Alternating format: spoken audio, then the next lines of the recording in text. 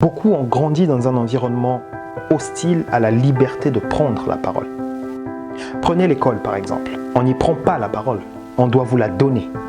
Or, prendre, c'est décider.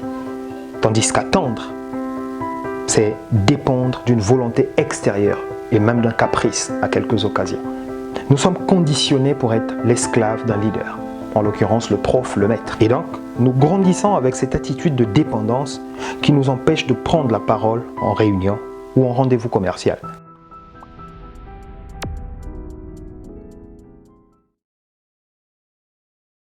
J'ai envie de vous dire une chose aujourd'hui, c'est un cri de guerre. Prenez la parole. Dans cette phrase, il y a normalement une chose qui doit attirer votre attention. Prendre la parole. Il n'est pas question de quémander la parole.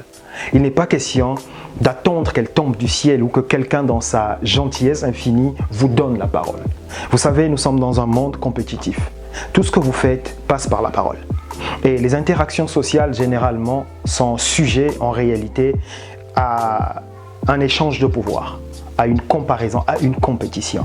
Malheureusement, nous, en tout cas en ce qui concerne le Congo notamment et l'Afrique en général, nous avons grandi dans un système scolaire et même estudiantin qui ne met pas en valeur la prise de parole en public. Souvenez-vous, lorsque vous étiez dans votre classe, avant de prendre la parole, qu'est-ce qu'il fallait faire? Il fallait lever la main. Et ensuite, il fallait attendre que le professeur, le maître, vous donne la permission de parler. Et si jamais vous aviez le malheur de parler sans permission, ça finissait généralement par une punition. Vous irez au coin ou que sais-je encore.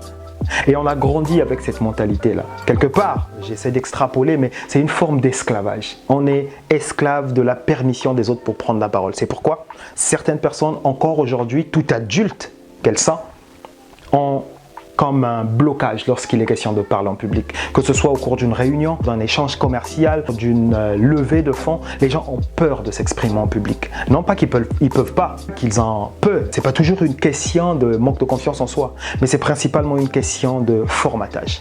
C'est pourquoi vous devez considérer que si vous avez la chance et la capacité de parler, parce que certains ne l'ont pas, vous devez considérer cette chance-là comme une force. Oui, la parole est une force et cette force doit être mise à profit. Mais c'est une force qui se déploie pleinement à une seule condition, la liberté. Est-ce que vous êtes libre de prendre la parole? Vous remarquerez pour ceux qui me suivent depuis un moment que à la place de art oratoire, j'aime bien employer l'expression prise de parole en public parce que je considère réellement que dans cette expression-là, il y a vraiment l'essence du fait, comme dirait Bertrand Perrier, que la parole est un sport de combat. Essayons de disséquer cette phrase ensemble, analysons-la. Prendre la parole en public. Il y a trois choses.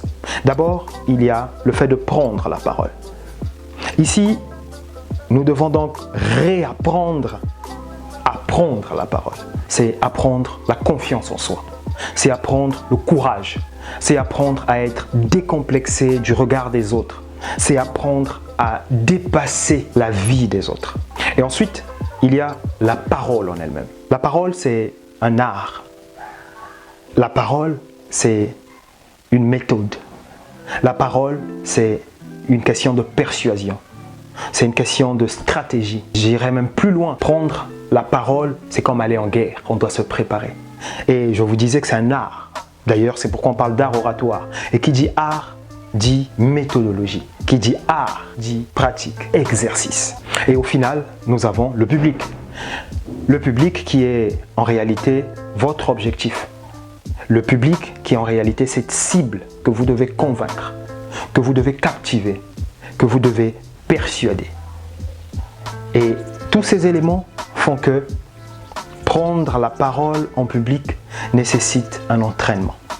Prendre la parole en public nécessite d'être rodé.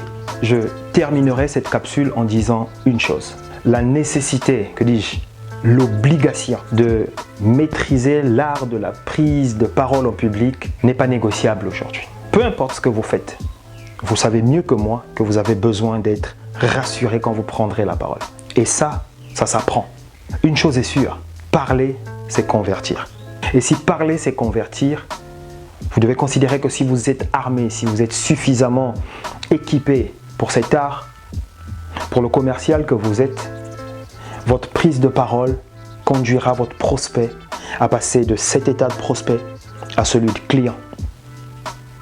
Et si vous êtes suffisamment équipé toujours en tant qu'entrepreneur, vos pitchs deviendront des armes suffisamment affûtées pour faire des levées de fonds importantes.